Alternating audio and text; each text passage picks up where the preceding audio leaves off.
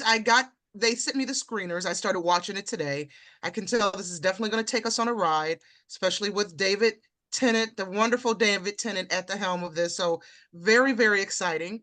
I'm going to start my first question for you, Aidan. Your character, Declan, navigates the high stakes world of 1980s independent television. How did you prepare to portray someone entrenched in the drama and power struggles of that era? How did I prepare for that? You know, you make it sound terrifying with that question, I tell you. I didn't feel, I felt scared. I feel scared to answer the question, but I didn't feel scared to prepare the character. I suppose a lot of it is there. Look, he's a journalist, he's Irish, he's a dad. I'm Irish, I'm a dad. You know, he's presenting a television show. It's kind of there in us anyway. We've seen so many television presenters over the years. Certainly in the UK, the chat show thing is quite a big thing. It's different late night show in America, but kind of the same.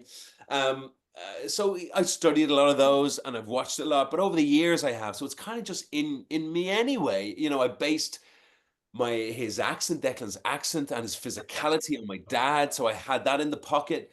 There were just different things that were just there already. So there wasn't a lot of like it was a lot of fun research. There was a lot of fun involved in just stealing little bits of different people or finding out, like the firing line. William F. Buckley was a big one. Lots of people came through his show in the 70s. And I was watching just the tone and the cadence of these shows where people were smoking and sitting back. And it was getting the mood was the thing for me, more so than trying to fill this guy's character. That just happened. The script, it's all there. The character's there in all the scripts, you know, and in the book, you know, you just need to pull them out.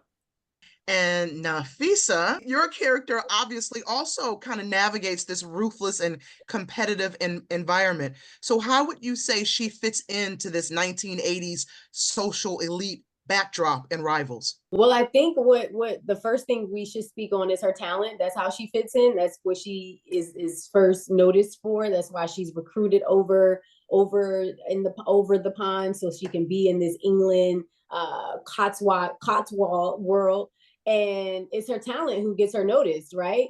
And then it speaks to her being a New Yorker. New Yorkers aren't really afraid of anything, right? So although it's quite ruthless, so is New York. So she knows how to navigate in a world that is ruthless, that is competitive, that is powerful. So she shows up in her own right, and she's firm and she's confident. She can get down with the biggest and the baddest and the most powerful, and she doesn't back down or be afraid of it rather. And I love watching her navigate through that world with such confidence and also with such grace and integrity and just badass energy that I just admired about her. As soon as I read awesome costumes. And costumes, right. The wardrobe too is just, you know, she knows her strengths. She knows to show up with looking her best, and she knows she's in a man's world, and she knows how to navigate in it. And I just loved all of those qualities about her. Both of your characters face intense rivalries in the series. So how do those dynamics shape their actions and relationships? And what can we expect from their personal journeys throughout the show? Whoa, big, Yeah. loaded question. I was going to say loaded. I don't know how much I can say about where they go. Look, I'll tell you something, though. I mean, you probably see 4 episodes, right? I think from 4, I mean, I think every episode is kind of feels encapsulated and has its own tone and whatnot. But I think from 4, we start to see what these characters are after and where they're going and how badly they want it and what they're willing to sacrifice to get it. I think there's a slight tonal shift from the midpoint. That's what I feel anyway, that takes us to that. So every character is after something, and it's how we're going to watch them get it. And when some of them do get it, it's do they want to hang on to it? So it's high stakes, you know. It's sink or swim with these guys. Yeah, it's definitely everybody has an agenda, I'll say. And you may find as it twists, like Aidan says, maybe around the 4th, 5th episode, where you really start to see it become transactional. And then there's a question of, is this worth it? How bad do I want it? What lengths am I willing to go to actually manifest this thing? And I think at the helm of all of it, they're all really, really just competitive and they want what they want. And by any means necessary, Cameron is going to go and get what she wants. And she's a woman who knows how to do that. So that's fun to watch without giving away too much. I so love David Tennant. What can you each say about the creative energy that he brings to a set?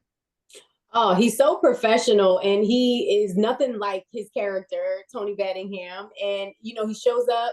He's professional. He's kind. And for me, I needed to lean in on that, and I needed that for support. Coming from America in this new world, and him being at the helm of the show, he did that really well, and I'm grateful to have that experience with him. I really don't like him. He's not very professional. He never shows up when he's supposed to. He's trying to pull him out of the trailer. Oh my God. Vodka bottles everywhere. I mean, the guy's a mess. He's an absolute mess. I never want to work with him again. He's the great. He's one of the greats. Do each of you have a standout episode this season that you can quickly tease us about? What's to come? You are so very bold. You are so very bold. I like to get right to the good stuff. Okay, I'll say look out for episode 6. There's a lot happening with Cameron in episode 6 that was really fun to explore. And you also will get to see a bit of her vulnerable side.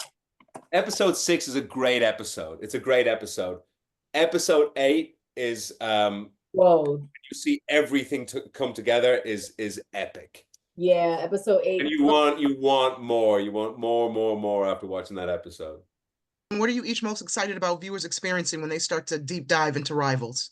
I'm really excited for the fans of the Rivals book who watched it in the 80s, or who read it in the 80s, and they get to see this live adaptation of it. I think they're gonna really, really love it. It's hot, it's sexy, and it's as steamy as the book was written for it to be.